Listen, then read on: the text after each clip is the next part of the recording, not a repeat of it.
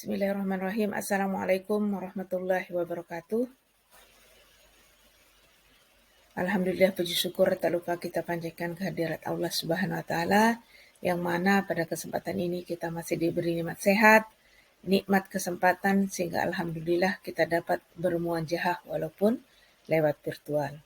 Pada kesempatan ini saya akan menyampaikan materi tentang santun dan damai dalam berdakwah.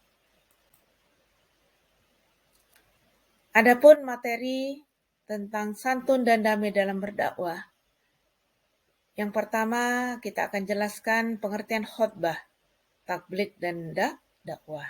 Yang kedua, pentingnya khotbah, tabligh dan dakwah. Dan yang ketiga, ketentuan khotbah, tabligh dan dakwah.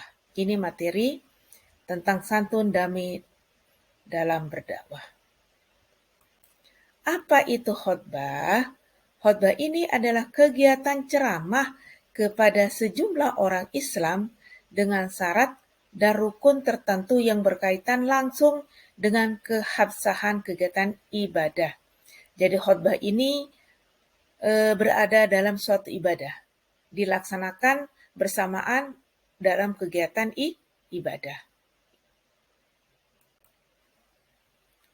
Beda dengan tabligh.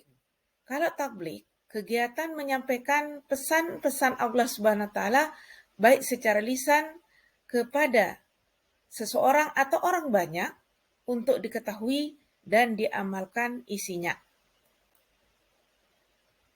Dakwah, kegiatan mengajak orang lain, seseorang atau lebih ke jalan Allah Subhanahu wa taala, dan dakwah ini bisa dilakukan dengan dakwah bil lisan dan dakwah bil hal. Persamaan antara khotbah, tabligh dan dakwah sama-sama mengajak untuk melakukan ketaatan kepada Allah Subhanahu wa taala. Cuman perbedaannya, kalau khotbah berada dalam suatu ibadah, kalau dakwah dan tabligh boleh dilaksanakan di luar ibadah, baik itu secara perorangan maupun orang banyak. Adapun hal-hal yang harus dimiliki seorang khatib. Yang pertama, seorang khatib memahami akidah yang sahih, benar, sehingga dia tidak sesat dan menyesatkan orang lain. Yang kedua, seorang khatib orang yang soleh, mengamalkan ilmunya, tidak melanggar larangan Allah, sehingga akan memberikan pengaruh kebaikan kepada para pendengar.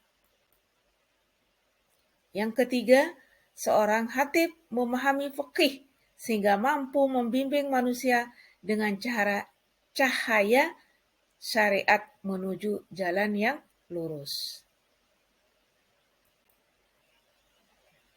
Yang keempat, seorang khatib harus memperhatikan keadaan masyarakat, kemudian mengingatkan mereka dari penyimpangan-penyimpangan dan mendorong kepada ketaatan.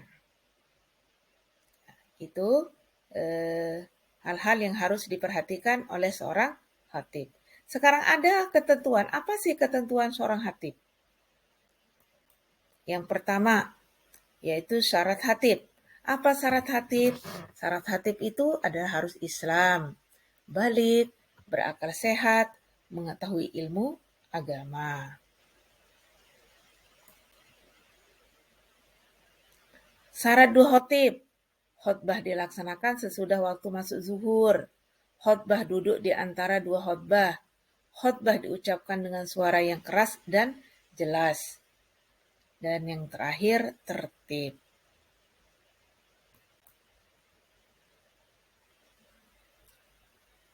Rukun khotbah. Apa itu rukun? Rukun itu adalah sesuatu yang wajib harus ada di dalam khotbah. Dan jika salah satu tidak ada, maka tidak sah khotbah tersebut. Di antaranya, yang pertama membaca hamdalah, yang kedua membaca syahadatain, yang ketiga membaca sholawat, yang keempat berwaksiat tentang takwa, yang kelima membaca ayat-ayat Al-Quran pada salah satu khotbah, Dan yang terakhir, berdoa pada khutbah kedua. Inilah rukun khutbah. Kita lanjut ke tablik. Ketentuan tablik. Syarat-syarat seorang bisa melakukan tablik. Yang pertama harus Islam, yang kedua balik, yang ketiga berakal sehat, dan yang keempat mengetahui ilmu agama. Kalau dia setengah-tengah ilmu agamanya mau menyampaikan tabliknya, ini akan menyesatkan pendengar atau audien yang diberikan. Untuk itu, syarat tablik ini harus dilaksanakan sesuai ketentuan. Etika dalam berdakwah.